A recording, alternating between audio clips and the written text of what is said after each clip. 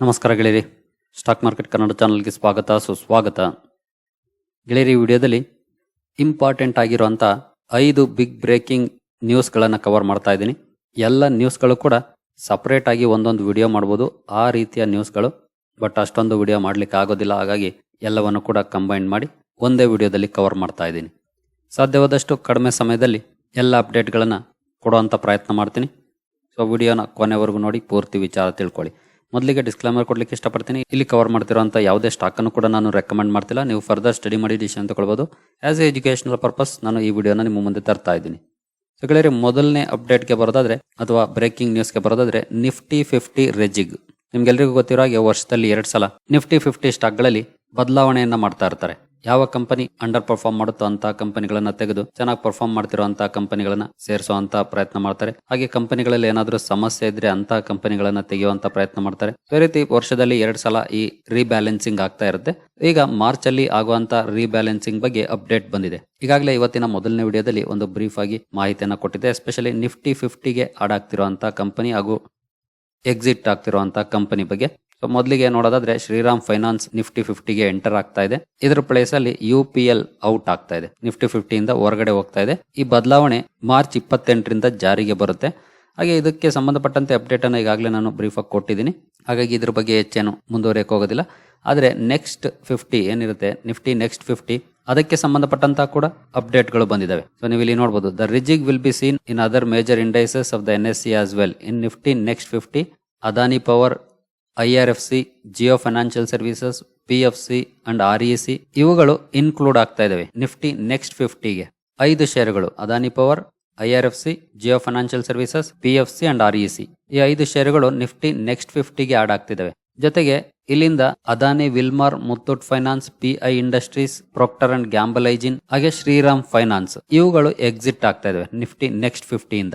ಯಾಕಂದ್ರೆ ಇವುಗಳ ಪ್ಲೇಸ್ ಅಲ್ಲಿ ಇವುಗಳು ಬರ್ತಾ ಇದ್ದಾವೆ. ಹಾಗೆ ನಿಫ್ಟಿ 500 ಪ್ಯಾಕ್ ಅಲ್ಲಿ ಒನಾಸಾ ಕನ್ಸ್ಯೂಮರ್ ಬರ್ತಾ ಇದೆ, ಜಿಯೋ ಫೈನಾನ್ಷಿಯಲ್ ಬರ್ತಾ ಇದೆ, Jammu and Kashmir bank, AstraZeneca pharma, Chennai petroleum corporation, JSW infra, Jupiter wagons, Nuvama wealth and RailTel corporation ಸೇರ್ಕೊಳ್ತಾ ಇದೆ. ಜೊತೆಗೆ ಇನ್ನು ಬೇರೆ 34 ಸ್ಟಾಕ್ಗಳ ಲಿಸ್ಟ್ ಕೂಡ ಇದೆ ನಿಫ್ಟಿ 500ಗೆ ಸೇರ್ಕೊಳ್ತಿರುವಂತವು. ಸೊ ಅಲ್ಲಿ ಇಷ್ಟು 34 ಸ್ಟಾಕ್ಗಳು ಸೇರ್ಕೊಳ್ತಾ ಇದಾವೆ ಅಂತಂದ್ರೆ 34 ಸ್ಟಾಕ್ಗಳು ಆಚೆ ಕೂಡ ಹೋಗ್ಬೇಕಾಗುತ್ತೆ. ಅವುಗಳು ಕೂಡ ಇರುತ್ತೆ, ಲಿಸ್ಟ್ ದೊಡ್ಡದಾಗಿರುತ್ತೆ. ನೀವು NSE ವೆಬ್ಸೈಟ್ಗೆ ಹೋಗಿ ಬೇಕಿದ್ರೆ ಒಂದ್ಸಲ ನೋಡ್ಕೊಳ್ಬಹುದು. ಇಲ್ಲಿ ಏನಾಗುತ್ತೆ ಅಂದ್ರೆ ಈ ರೀತಿ ರೆಜಿಗ್ ಆದಾಗ ಹೊಸದಾಗಿ ಇನ್ಕ್ಲೂಡ್ ಆಗುವಂತ ಷೇರುಗಳಿಗೆ ಇನ್ಫ್ಲೋ ಬರುತ್ತೆ, ಎಕ್ಸ್ಕ್ಲೂಡ್ ಆಗುವಂತ ಸ್ಟಾಕ್ ಗಳಲ್ಲಿ ಔಟ್ ಫ್ಲೋ ಆಗುತ್ತೆ. ಅಂದ್ರೆ ಹೊಸ ಸ್ಟಾಕ್ ಗಳಲ್ಲಿ ಇನ್ವೆಸ್ಟ್ಮೆಂಟ್ ಅನ್ನ ಮಾಡ್ತಾರೆ, ಹೊರಗಡೆ ಹೋಗ್ತಿರುವಂತಹ ಸ್ಟಾಕ್ ಗಳಲ್ಲಿ ಡೈವೆಸ್ಟ್ಮೆಂಟ್ ಅನ್ನ ಮಾಡ್ತಾರೆ. ಯಾರು? ಮ್ಯೂಚುವಲ್ ಫಂಡ್ಗಳು. ಯಾಕಂದ್ರೆ ಕೆಲವೊಂದು ಇಂಡೆಕ್ಸ್ ಫಂಡ್ಗಳಿರುತ್ತೆ, ಅವೆಲ್ಲ passive investments. For example Nifty 50 stocks ಅಂದ್ರೆ ನಿಫ್ಟಿ 50 ಸ್ಟಾಕ್ ಗಳಲ್ಲೇ ಮಾತ್ರ ಇನ್ವೆಸ್ಟ್ ಮಾಡಬೇಕು, ಅದು ರೂಲ್ಸ್. ನಿಫ್ಟಿ 50 ಇಂಡೆಕ್ಸ್ ಆದ್ರೆ ಅಂದ್ರೆ ಇಂಡೆಕ್ಸ್ ಫಂಡ್, ಅಥವಾ ನಿಫ್ಟಿ ನೆಕ್ಸ್ಟ್ 50 ಇಂಡೆಕ್ಸ್ ಫಂಡ್ ಇರುತ್ತೆ, ಅವರುಗಳು ನೆಕ್ಸ್ಟ್ 50 ಇಂಡೆಕ್ಸ್ ಏನಿರುತ್ತೆ ಅದರಲ್ಲೇ ಇನ್ವೆಸ್ಟ್ ಮಾಡಬೇಕು, ಅಂದ್ರೆ ಆ ಸ್ಟಾಕ್ ಗಳಲ್ಲೇ ಮಾತ್ರ ಇನ್ವೆಸ್ಟ್ ಮಾಡಬೇಕು. ಹಾಗಾಗಿ ಯಾವುದೇ ಹೊಸ ಸ್ಟಾಕ್ ಆಡ್ ಆದ್ರೆ ಅಲ್ಲಿಗೆ ಇನ್ಫ್ಲೋ ಬರುವಂತ ಸಾಧ್ಯತೆ ಇರುತ್ತೆ. ಹಾಗಾಗಿ ಅವುಗಳಿಗೆ ಪಾಸಿಟಿವ್ ನ್ಯೂಸ್ ಆಗುತ್ತೆ, ಎಕ್ಸಿಟ್ ಆಗುವಂತ ಸ್ಟಾಕ್ ಗಳಿಗೆ ನೆಗೆಟಿವ್ ನ್ಯೂಸ್ ಆಗುತ್ತೆ. ಹಾಗಂತ ಎಕ್ಸಿಟ್ ಆಗುವಂತ ಸ್ಟಾಕ್ ಗಳ ಕತೆ ಮುಗಿದೋಗುತ್ತೆ ಅಂತಲ್ಲ, ಇದೆಲ್ಲಾನು ವರ್ಷದಲ್ಲಿ 2 ಸಲ ನಡೀತಾ ಇರುತ್ತೆ. ಇದೇನು ಒಂದು ದಿನದ ಕತೆ ಅಲ್ಲ. ಬಟ್ ಕಂಪನಿ ಫಂಡಮೆಂಟಲಿ ಸ್ಟ್ರಾಂಗ್ ಇದ್ರೆ ನೀವು ಎಕ್ಸಿಟ್ ಆಗುವಂತ ಸ್ಟಾಕ್ ಗಳಲ್ಲೂ ಕೂಡ ಆರಾಮಾಗಿ ಹೋಲ್ಡ್ ಮಾಡಬಹುದು. ಫಾರ್ ಎಕ್ಸಾಂಪಲ್ ಇಲ್ಲೇ ನೋಡಬಹುದು, PI ಇಂಡಸ್ಟ್ರೀಸ್ ಇನ್ ಫಂಡಮೆಂಟಲಿ ಸ್ಟ್ರಾಂಗ್ ಇಲ್ವಾ, ಆರಾಮಾಗಿ ಹೋಲ್ಡ್ ಮಾಡಬಹುದು. ಅಲ್ಲಿ ಎಕ್ಸಿಟ್ ಆಗ್ತಿದೆ ಅಂತ ಹೇಳಿ ನಾವು ಕೂಡ ಎಕ್ಸಿಟ್ ಆಗುವಂತ ಅವಶ್ಯಕತೆ ಇಲ್ಲ. ಮುತ್ತೂಟ್ ಫೈನಾನ್ಸ್ ಇಲ್ಲೂ ಕೂಡ ಅಷ್ಟೇ.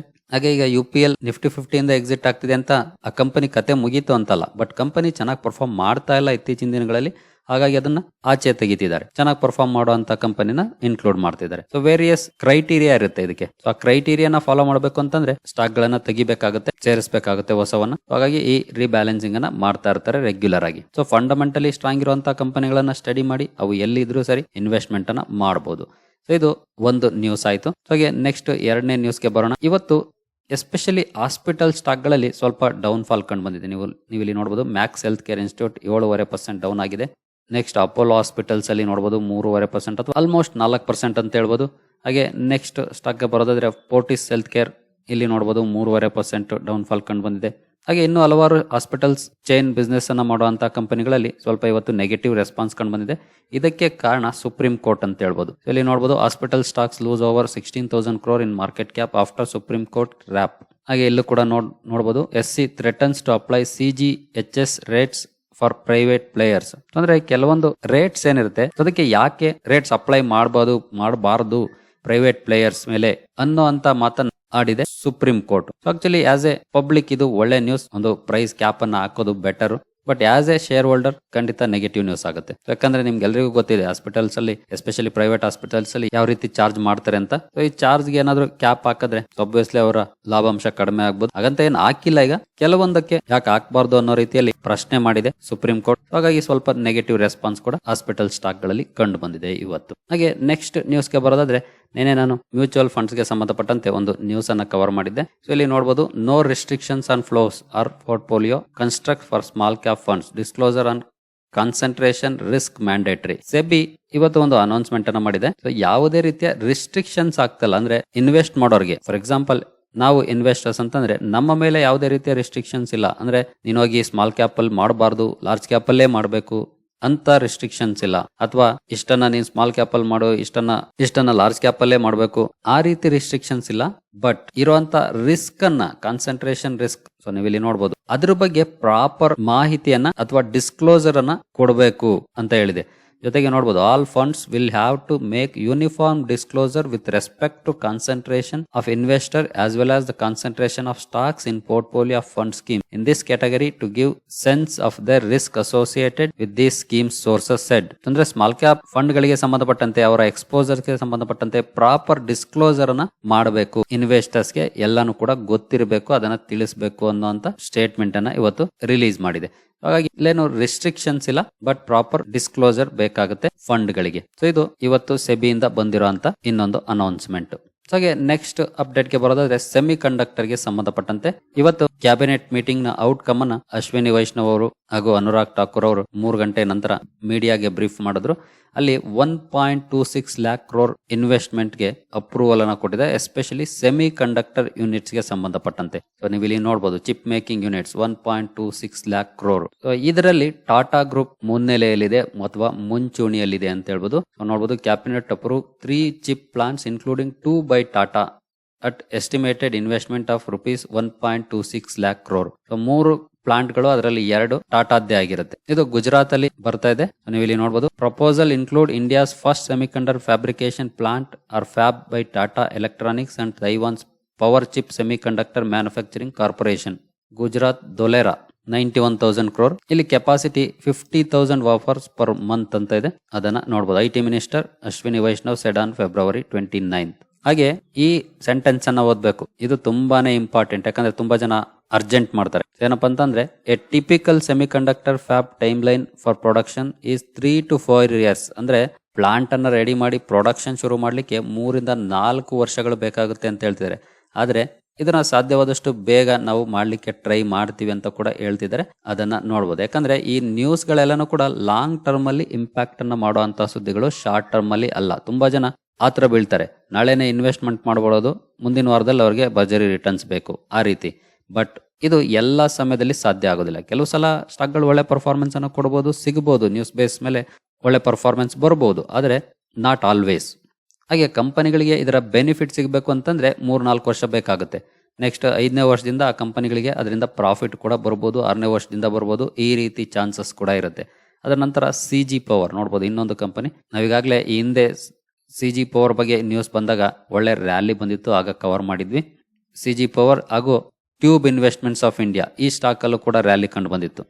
ಯಾಕಂದ್ರೆ ಟ್ಯೂಬ್ ಇನ್ವೆಸ್ಟ್ಮೆಂಟ್ಸ್ ಆಫ್ ಇಂಡಿಯಾ ಇದರ ಪೇರೆಂಟ್ ಕಂಪನಿ, CG ಪವರ್ ನ ಪೇರೆಂಟ್ ಕಂಪನಿ. ಹಾಗಾಗಿ ಅವರು ಕೂಡ ಸೆಮಿಕಂಡಕ್ಟರ್ ಪ್ಲಾಂಟ್ ಅನ್ನ ಗುಜರಾತ್ ಅಲ್ಲೇ ಸೆಟಪ್ ಮಾಡ್ತಿದ್ದಾರೆ. ಅದಕ್ಕೂ ಕೂಡ ಅಪ್ರೂವಲ್ ಸಿಕ್ಕಿದೆ. 7,600 ಕೋಟಿ ಇನ್ವೆಸ್ಟ್ಮೆಂಟ್ ಅನ್ನ ಮಾಡ್ತಿದ್ದಾರೆ. 15 million chips per day capacity ಇರುವಂತದ್ದು. ಜೊತೆಗೆ ಸೆಮಿಕಂಡಕ್ಟರ್ ATMP ಯೂನಿಟ್ ಇನ್ ಅಸ್ಸಾಂ ಅಲ್ಲೂ ಕೂಡ ಇದಕ್ಕೆ ಸಂಬಂಧಪಟ್ಟಂತೆ ಒಂದು ಪ್ಲಾಂಟ್ ರೆಡಿ ಆಗ್ತಾ ಇದೆ. 27,000 ಕೋಟಿ ವೆಚ್ಚದ್ದು. ಇದಕ್ಕೆ ಸಂಬಂಧಪಟ್ಟಂತೆ ಟಾಟಾದಲ್ಲಿ ಎಸ್ಪೆಷಲಿ ಬೆನಿಫಿಟ್ ಆಗೋದು ಟಾಟಾ ಎಲೆಕ್ಸಿಗೆ ಒಳ್ಳೆ ಬೆನಿಫಿಟ್ ಆಗುವಂತಹ ಸಾಧ್ಯತೆ ಇರುತ್ತೆ. ಹಾಗಾಗಿನೇ ಕೊನೆಯ ಮೂಮೆಂಟ್ ಅಲ್ಲಿ ನೋಡಬಹುದು, ಒಳ್ಳೆ ರ್ಯಾಲಿ ಕೂಡ ಈ ಸ್ಟಾಕ್ ಅಲ್ಲಿ ಕಂಡು ಬಂದಿದೆ. ಹಾಗೆ ಟಾಟಾ ಗ್ರೂಪ್ ನ ಇತರ ಕಂಪನಿಗಳಿಗೂ ಕೂಡ ಬೆನಿಫಿಟ್ ಆಗ್ಬೋದು. ಇದು ಎಷ್ಟರ ಮಟ್ಟಿಗೆ ಅನ್ನೋದನ್ನ ನಾವು ಡೀಟೇಲ್ ಬಂದಾಗ ನೋಡ್ಬೇಕಾಗುತ್ತೆ. ಬಟ್ ಇಲ್ಲಿ ಇನ್ನೊಂದು ವಿಷಯನ ತಿಳ್ಕೊಳ್ಬೇಕು ಅಂತಂದ್ರೆ, ಟಾಟಾ ಟೆಕ್ಗೆ ಉಪಯೋಗ ಆಗ್ಬೋದು. ಯಾಕಂದ್ರೆ ಟೆಕ್ನಾಲಜೀಸ್ ಅಲ್ಲಿ ಕೆಲಸ ಮಾಡೋದ್ರಿಂದ ಇದರ ಟೆಕ್ನಾಲಜೀಸ್ ಏನಾದ್ರು ಅವರು ಬಳಸ್ಕೊಳ್ಳಿಕ್ಕೆ ಪ್ರಯತ್ನ ಪಡ್ಬೋದು. ಅದರ ನಂತರ ಟಾಟಾ ಮೋಟಾರ್ಸ್ಗೆ ಇದರ ಬೆನಿಫಿಟ್ ಸಿಗುತ್ತೆ. ಯಾಕೆಂತಂದ್ರೆ ಈಗಾಗಲೇ ಟಾಟಾ ಮೋಟಾರ್ಸ್ ಚಿಪ್ಸ್ ಅನ್ನ ಬೇರೆ ಕಡೆಯಿಂದ ಪರ್ಚೇಸ್ ಮಾಡ್ತಾ ಇದೆ ತನ್ನ ವೆಹಿಕಲ್ ಗಳಿಗೆ ಅಥವಾ ಸೆಮಿ ಕಂಡಕ್ಟರ್ಸ್ ಅನ್ನ. ಹಾಗಾಗಿ ತಮ್ಮದೇ ಗ್ರೂಪ್ ನ ಕಂಪನಿ ಪ್ರೊಡಕ್ಷನ್ ಶುರು ಮಾಡಿದ್ರೆ ಅಲ್ಲಿಂದ ಪರ್ಚೇಸ್ ಮಾಡ್ಲಿಕ್ಕೆ ಶುರು ಮಾಡುತ್ತೆ. ಹಾಗಾಗಿ ಈ ಕಂಪನಿಗೆ ಬೆನಿಫಿಟ್ ಇರುತ್ತೆ as A customer, not A producer. ಇದು ಪ್ರೊಡ್ಯೂಸರ್ ಆಗಿರೋದಿಲ್ಲ, ಯೂಸರ್ ಆಗಿರುತ್ತೆ. ಆ ಪಾಯಿಂಟ್ ಆಫ್ ವ್ಯೂ ನಲ್ಲಿ ಟಾಟಾ ಮೋಟಾರ್ಸ್ಗೆ ಬೆನಿಫಿಟ್ ಸಿಗಬಹುದು. ಈಗಾಗಲೇ CG ಪವರ್ ಬಗ್ಗೆ ಮೊದಲನೇ ವಿಡಿಯೋದಲ್ಲಿ ಕವರ್ ಮಾಡಿದ್ದೀನಿ, ಸೊ ಮತ್ತೇನು ಅದನ್ನ ರಿಪೀಟ್ ಮಾಡಕ್ ಹೋಗೋದಿಲ್ಲ. Next Reliance industries. ಸೊ ಇವತ್ತು ಇನ್ನೊಂದು ನ್ಯೂಸ್ ಕೂಡ ಬಂತು ರಿಲಯನ್ಸ್ ಇಂಡಸ್ಟ್ರೀಸ್ಗೆ ಸಂಬಂಧಪಟ್ಟಂತೆ. ಆಕ್ಚುಲಿ ನಿನ್ನೆ ರಾತ್ರಿನೇ ಬಂದಿದ್ದಂತಹ ನ್ಯೂಸ್ ಇದು. ನೋಡಬಹುದು, Reliance announces 70,352 crore joint venture with Disney to merge streaming TV assets in India. So finally ಕಂಪನಿಯಿಂದನೇ ಅನೌನ್ಸ್ಮೆಂಟ್ ಬಂದಿದೆ. ಡಿಸ್ನಿ ಇಂಡಿಯಾ ಜೊತೆ ವಯಾಕಾಮ್ 18 ಅನ್ನ ಮರ್ಜ್ ಮಾಡೋ ಅಂತ ಡಿಸಿಷನ್ ತಗೊಂಡಿದೆ. ಅಂದ್ರೆ ಸ್ಟಾರ್ ಇಂಡಿಯಾ ಏನು ಗ್ರೂಪ್ ಇದೆ ಅದರಲ್ಲಿ ನೀವು ಇಲ್ಲಿ ನೋಡಬಹುದು. On Wednesday RIL subsidiary Viacom 18 and Star India Disney's Indian unit announced the merger of their businesses to create one of India's largest TV and digital streaming platforms. So ತುಂಬಾ ದೊಡ್ಡ announcement ಅಂತಾನೆ ಹೇಳ್ಬೋದು. ಹಾಗೆ ಇದಕ್ಕಾಗಿ 11,500 ಕೋಟಿಯನ್ನ ರಿಲಯನ್ಸ್ ಇಂಜೆಕ್ಟ್ ಮಾಡ್ತಾ ಇದೆ ಈ ವೆಂಚರ್ಗೆ. ಹಾಗೆ ಈ ಮರ್ಜರ್ ನ ನಂತರ joint venture will be controlled by RIL and owned 16.34% by RIL, 46.82% Viacom, 36.84% Disney. ಅಂದ್ರೆ ಆಲ್ಮೋಸ್ಟ್ 60% ಗಿಂತ ಜಾಸ್ತಿ ಹೋಲ್ಡಿಂಗ್ ರಿಲಯನ್ಸ್ ಅಂಡರೇ ಇರುತ್ತೆ. ಯಾಕಂದ್ರೆ RIL 16% ಇರುತ್ತೆ, Viacom ಆಲ್ಮೋಸ್ಟ್ 47% ಇರುತ್ತೆ. So more than 60% holding Reliance controlled ಅಲ್ಲೇ ಇರುತ್ತೆ. ಡಿಸ್ನಿದು 36 to 37% ಹೋಲ್ಡಿಂಗ್ ಇರುತ್ತೆ. ಹಾಗೆ ನಿತಾ ಅಂಬಾನಿ ಅವರು ಚೇರ್ ಪರ್ಸನ್ ಆಗಿರ್ತಾರೆ ಈ ಮರ್ಜರ್ಡ್ ಎಂಟಿಟಿಯಲ್ಲಿ. ಜೊತೆಗೆ ವಾಲ್ಟ್ ಡಿಸ್ನಿಯ ಎಕ್ಸಿಕ್ಯೂಟಿವ್ ಉದಯ್ ಶಂಕರ್ ಅವರು ವೈಸ್ ಚೇರ್ ಪರ್ಸನ್ ಆಗಿ ಜಾಯ್ನ್ ಆಗ್ತಾರೆ. ಹಾಗೆ ಸ್ಟಾರ್ ಇಂಡಿಯಾದ ಇಂಡಿಯಾ ಬಿಸ್ನೆಸ್ ನೋಡಬಹುದು, 28,000 ಕೋಟಿಗೆ ವ್ಯಾಲ್ಯೂ ಮಾಡಿದ್ದಾರೆ. ಹಾಗೆ ವಯಾಕಾಮ್ದು 32,000 ಕೋಟಿಗೆ ವ್ಯಾಲ್ಯೂ ಮಾಡಿದ್ದಾರೆ. ವ್ಯಾಲ್ಯೂಯೇಷನ್ ಬಗ್ಗೆ ಹಿಂದೆ ಒಂದು ಸುದ್ದಿ ಬಂದಿತ್ತು, ಅದನ್ನು ಕೂಡ ನಾನು ಕವರ್ ಮಾಡಿದ್ದೆ. ಅವತ್ತು ರಿಲಯನ್ಸ್ ಇಂಡಸ್ಟ್ರೀಸ್ ಅಲ್ಲಿ ಒಳ್ಳೆ ರ್ಯಾಲಿ ಕೂಡ ಕಂಡು ಬಂದಿತ್ತು. ಸೊ ಆಲ್ಮೋಸ್ಟ್ ಆ ನ್ಯೂಸ್ ಗೆ ಸಂಬಂಧಪಟ್ಟಂತೆ ಅಥವಾ ಆ ರಿಪೋರ್ಟ್ಸ್ ಏನ್ ಹೇಳಿತ್ತು ಅದೇ ರೇಂಜ್ ಅಲ್ಲಿ ವ್ಯಾಲ್ಯೂಯೇಷನ್ ಕೂಡ ಬಂದಿದೆ. ನೀವು ಇಲ್ಲೇ ನೋಡಬಹುದು, 2018ರಲ್ಲಿ $15 ಬಿಲಿಯನ್ ವ್ಯಾಲ್ಯೂಯೇಷನ್ ಮಾಡಿದ್ರು. ಈಗ 3.1 ಬಿಲಿಯನ್ಗೆ ಇಳಿದಿದೆ ಅದರ ವ್ಯಾಲ್ಯೂಯೇಷನ್. ಆಕ್ಚುಲಿ ಒಳ್ಳೆ ನ್ಯೂಸ್ ಇದು RIL ಗೆ. ಸೊ ರಿಲಯನ್ಸ್ ಇಂಡಸ್ಟ್ರೀಸ್ ಅಂತೂ ನಾವಂತೂ ಸಾಕಷ್ಟು ಸಲ ಕವರ್ ಮಾಡಿದೀನಿ. ನಾನು ಮೊನ್ನೆ ಕೂಡ ಕವರ್ ಮಾಡಿದ್ದೀನಿ ಡೀಟೇಲ್ ಆಗಿ. 20 ಲಕ್ಷ ಕೋಟಿ ಮಾರ್ಕೆಟ್ ಕ್ಯಾಪ್ ಇರುವಂತಹ ಕಂಪನಿ. ಆಲ್ಮೋಸ್ಟ್ ಒಳ್ಳೆ ಪರ್ಫಾರ್ಮೆನ್ಸ್ ಅನ್ನು ಕೂಡ ಕೊಡುತ್ತೆ. 1 year ಅಲ್ಲಿ 26%, 5 years ಅಲ್ಲಿ 133%. ಒಂದು large cap company. Maximum performance ಕೂಡ ನೋಡಬಹುದು. ಇತ್ತೀಚೆಗೆ ಬ್ರೇಕ್ಔಟ್ ಕೂಡ ಆಗಿದೆ. ಒಳ್ಳೆ ಪರ್ಫಾರ್ಮೆನ್ಸ್ ಅನ್ನ ಕೊಡ್ತಾ ಇದೆ. ಫೈನಲಿ 2021ರ ಹೈ ಅನ್ನ ಬೀಟ್ ಮಾಡಿ ಮೇಲೆ ಹೋಗಿದೆ. ನೋಡೋಣ ಇನ್ನು ಎಷ್ಟರ ಮಟ್ಟಿಗೆ ಒಳ್ಳೆ ಪರ್ಫಾರ್ಮೆನ್ಸ್ ಅನ್ನ ಕೊಡುತ್ತೆ ಅಂತ. ಓವರ್ ಆಲ್ ಒಳ್ಳೆ ಕಂಪನಿ, ಫಂಡಮೆಂಟಲಿ ಸ್ಟ್ರಾಂಗ್ ಇರುವಂತಹ ಕಂಪನಿ. ನಮ್ಮ ಇಂಡಿಯನ್ ಸ್ಟಾಕ್ ಮಾರ್ಕೆಟ್ ನ number 1 company according to market cap study ಮಾಡಿ ಡಿಸೈಡ್ ಮಾಡಬಹುದು. ಸೊ ಈ 5 ಅಪ್ಡೇಟ್ ಗಳನ್ನ ನಾನು ಮ್ಯಾಕ್ಸಿಮಮ್ ಒಂದೇ ವಿಡಿಯೋದಲ್ಲಿ ಕವರ್ ಮಾಡುವಂತ ಪ್ರಯತ್ನ ಮಾಡಿದ್ದೀನಿ. ನಿಮ್ಗೆ ಈ ಅಪ್ಡೇಟ್ಸ್ ಇಷ್ಟ ಆಗಿದೆ ಅಂದ್ಕೊಳ್ತೀನಿ. ಮುಂದಿನ ವಿಡಿಯೋದಲ್ಲಿ ಸಿಗೋಣ. ಅಲ್ಲಿವರೆಗೂ ಜೈ ಹಿಂದ್, ಜೈ ಕರ್ನಾಟಕ.